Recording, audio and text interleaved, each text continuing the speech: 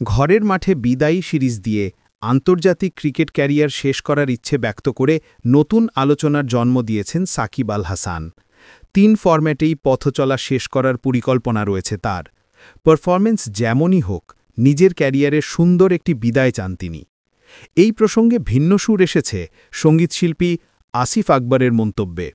গণমাধ্যমে তিনি মত তুলে ধরেন, সাকিব অতীতে একটি ফ্যাসিবাদী রাজনৈতিক দলের সাংসদ ছিলেন।